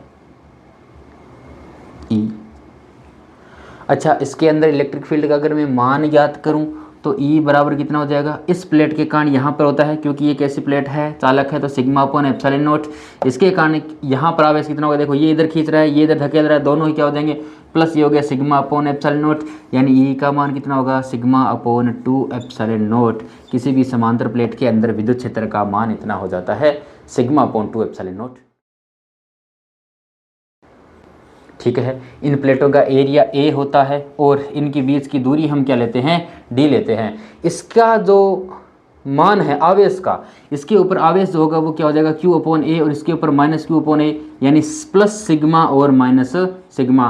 पृष्ठ आवेश घनत्व दोनों ही प्लेटों पर बराबर रहता है, जितना आवेश इस पे रहेगा उतना ही आवेश इस पे रहेगा। और इसका जो सिंबल होता है उसे हम इस प्रकार दर्शाते हैं, ये स्थिर के लिए है। अगर हम इनकी धारिता को परिवर्तित कर रहे हैं तो इसे हम इस प्रकार रखते हैं, तो ये इसके बदलाव को भी क्या करता है, दर्शाता है, मान को कम ज़्यादा हम कर रहे हैं। कैपेसिटर है, ये इसका इस्तेमाल कहाँ करते हैं, इसका इस्तेमाल करते हैं विद्युत क्षेत्र के रूप में ऊर्जा संचित करने के लिए। इलेक्ट्रॉनिक डिवाइसेस में जब हमें पावर एक साथ खूब सारी पावर देनी हो तो पहले ये चार्ज होता है, जैसे प्लस और माइनस बैटरी से, फिर ये ऊर्जा स्टोर करेगा, फिर ये वापस डिस्चार्ज होता है और खूब सारी पावर आगे सप्लाई करता है। तो हम इसका इस्तेमाल करते हैं। धारिता बढ़ा दी, काफ़ी ज़्यादा आवेश आएगा तो काफ़ी सारी एनर्जी इसके अंदर आ जाती है। इसकी धारिता अगर मैं बात करूं तो पहला, अगर हमने यहाँ पे कोई भी मान नहीं रखा है, तो इसके अंदर अगर मैं निर्वात में बात करता हूं तो निर्वात में इसकी धारिता C होती है ε0A/D।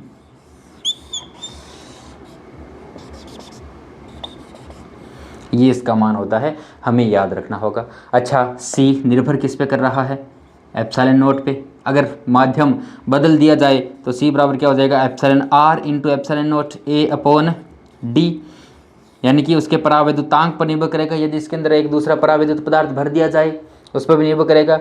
और दूसरा है उसके प्लेटों के एरिया पर निर्भर कर रहा है, एरिया बढ़ेगा तो धारिता बढ़ेगी। और तीसरा है दूरी के व्युत्क्रमानुपाती है, प्लेटों के बीच की दूरी बढ़ा दी जाए तो धारिता घट जाएगी। तो समांतर प्लेट संधारित्र की धारिताओं के मान भी हम यहाँ पर ज्ञात कर सकते हैं। अच्छा, अगर इनके अंदर परावैद्युत पदार्थ भर दिया जाए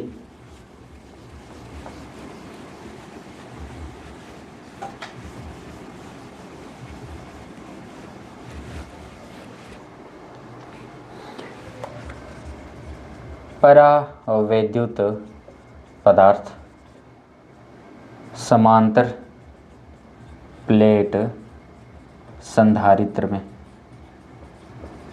तो उसकी धारिता पर क्या प्रभाव पड़ेगा?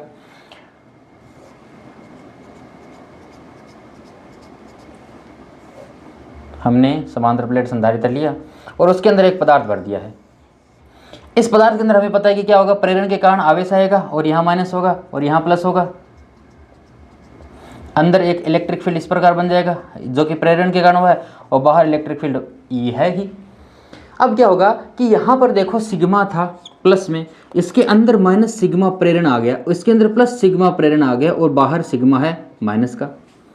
इसने क्या किया, इसके आवेश के मान को कम किया है, इसने भी और क्या किया है, कम किया है। तो और ज़्यादा आवेश अब क्या हो सकता है, इस पर आ सकता है, यानी कि धारिता इसकी बढ़ गई है। तो पहले अगर निर्वात था तो C का मान कितना होता है, एप्सिलॉन नॉट इंटू A/D। अभी अगर हमने यहाँ पर K परावैद्युतांक या एप्सिलॉन R का अगर मान भर दिया है तो एप्सिलॉन का मान कितना हो जाएगा, K into epsilon not A/D जो नया मान है, यानी C dash is equals to K into C हो जाएगा।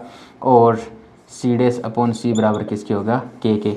यानी परावैद्युत पदार्थ भरने से किसी भी संधारित्र की धारिता बढ़ जाती है, और कितने गुना हो जाएगी, जितना उसका परावैद्युतांक है उतने गुना उसकी धारिता बढ़ जाती है। ये किसके प्रभाव के कारण होता है, परावैद्युत पदार्थ के कारण होता है। और अगर हमने K परावैद्युत का परावैद्युतांक हमने भरा होगा और उस पदार्थ की अगर विद्युत परिवर्ती इकाई हो तो इन दोनों में संबंध भी पूछ लिया जाता है। K और काई में जो संबंध है वो इस प्रकार हो जाएगा कि काई इक्वल टू होता है एप्सिलॉन नॉट K-1, ये रहता है NCERT के अकॉर्डिंग। और हमें कई जगह है डायरेक्ट ये भी मिल जाता है K-1, यानी K इक्वल टू 1 प्लस काई, या फिर K equal to 1 plus chi upon epsilon naught. ये K और काई में संबंध है, यानी कि परावैद्युत और उसकी विद्युत परिवर्ती के बीच में हमें संबंध मिल जाता है। नेक्स्ट अगर हम बात करें कि अगर एक संधारित्र ना हो और काफ़ी सारे संधारित्रों का अगर हम इस्तेमाल करें तो हम उन्हें किस प्रकार जोड़ते हैं, तो नेक्स्ट है संधारित्रों का संयोजन। संधारित्रों का संयोजन, पहला है श्रेणी क्रम, दूसरा है समांतर क्रम। श्रेणी क्रम में संधारित्रों को जोड़ेंगे तो कुछ इस प्रकार जोड़ देंगे। अब देखिए, क्योंकि प्लेटों से प्लेटें जुड़ी हुई तो आवेश का मान यहाँ पर क्या रहेगा, समान रहेगा। और हमें पता है कि C इक्वल टू क्या होता है, Q अपॉन V, और श्रेणी में विभव का मान बढ़ जाता है तो टोटल विभव क्या होगा, V1 plus V2 plus V3, total विभव यानी कि टोटल Q अपॉन C बराबर क्या हो जाएगा, Q1, और क्योंकि आवेश तो सभी में समान है, upon C1 plus Q upon C2 plus Q upon C3, इस प्रकार जोड़ देंगे। Q सब में कॉमन है तो Q से Q कैंसिल हो जाएगा, तो 1 अपॉन C इक्विवेलेंट जो होगा वो हो जाएगा C1 plus 1 upon C2 plus 1 upon C3। इस प्रकार हम इन्हें जोड़ते हैं। जैसे हम प्रतिरोधों का संयोजन करते थे, प्रतिरोधों का समांतर क्रम वाला संयोजन संधारित्रों के श्रेणी क्रम संयोजन की तरह होता है। अब समांतर क्रम में अगर देखें तो समांतर क्रम में हमें पता है इस प्रकार जोड़ दिया जाता है। इसमें विभव क्या रहता है, समान रहता है, आवेश बट जाएगा तो टोटल आवेश क्या होगा, Q1 plus Q2 plus Q3, C into V बराबर क्या हो जाएगा, C1 V1 जो कि बराबर है plus C2 into V plus C3 into V से V कैंसिल, कॉमन आउट लेके हम कैंसिल कर देंगे तो C जो इक्विवेलेंट है वो किसका हो जाता है, C1 plus C2 plus C3 के। अगर यहाँ पर समान धारिता के संधारित्र जुड़े हुए हैं तो जो C इक्विवेलेंट है उसका मान कितना हो जाता है, C/N हो जाएगा। और यहाँ पर अगर समान धारिता के जोड़े हैं तो C इक्विवेलेंट बराबर क्या हो जाएगा, N/C, इसका मान हमें मिल जाता है, जो कि अलग अलग संधारित्र को जोड़ने से हमें प्राप्त होता है। नेक्स्ट हम बात करते हैं संधारित्र में संचित ऊर्जा की, कि भाई हम जो मेन यूज़ ले रहे हैं संधारित्रों का, उसका मान कितना होगा संधारित्र में संचित ऊर्जा। अच्छा, ऊर्जा आएगी कहाँ से? ऊर्जा आती है कार्य करने से। कार्य कैसे होगा? अगर मान लो कि एक वस्तु है और उस वस्तु पर तुम आवेश दे रहे हो, तो पहले आवेश आ गया Q, थोड़ा सा आवेश आया, फिर तुम और आवेश देते जाओगे और आवेश देते जाओगे, तो यहाँ पर इस Q के कारण विभव आ गया है V। उस विभव के सापेक्ष तुम्हें कार्य करना पड़ेगा dW/V/dQ। भाई तुम तो बार बार कार्य और आवेश दिए जा रहे हो और आवेश दिए जा रहे हो, dQ आवेश और ला रहे हो, V वहाँ पे मौजूद है, तो कार्य करना पड़ेगा dW। इसका टोटल कार्य ही तो हमें क्या दे देगा यहाँ पर, इसकी ऊर्जा। और यहाँ से अगर हम इसका मान देखें तो टोटल W जो है, V का मान क्या हो जाएगा, उस यहाँ पे अगर इसकी धारिता अभी C है तो Q/ कितना हो जाएगा, C/dQ। समाकलन करेंगे कहाँ से कहाँ तक, 0 से लेकर टोटल आवेश अगर हम Q दे रहे हैं वहाँ तक, तो W बराबर कितना हो जाएगा, 1/C बार आ गया। Q का समाकलन क्या हो जाएगा, Q²/2। कहाँ से कहाँ तक हिला रहे हैं, 0 से लेकर Q तक, तो W का मान हो गया 1/C Q²/2, या फिर W=Q²/2C। और यही W क्या है, इसकी स्थितिज ऊर्जा के रूप में संचित हो जाता है। और ये स्थितिज ऊर्जा ही किसके रूप में रहती है, विद्युत क्षेत्र के रूप में ऊर्जा संचित होती है। किस रूप में रहती है ये, विद्युत क्षेत्र के रूप में संचित होती है, विद्युत क्षेत्र और स्थितिज ऊर्जा के रूप में ना, क्योंकि प्लेटों की स्थिति के कारण ही इसके अंदर रहता है, आवेशों की स्थिति के कारण ही ये ऊर्जा बनती है, ये कार्य होता है, तो स्थितिज ऊर्जा रहेगी। और किस रूप में रहेगी, विद्युत क्षेत्र के रूप में रहती है। ये हो गया UQ²/2C। इसका दूसरा रूप हो गया, अगर हम जानते हैं कि Q बराबर क्या होता है, C/C/V। तो इसकी अगर वैल्यू रख दूँ तो Q हो जाएगा 12CV², एक रूप ये हो गया।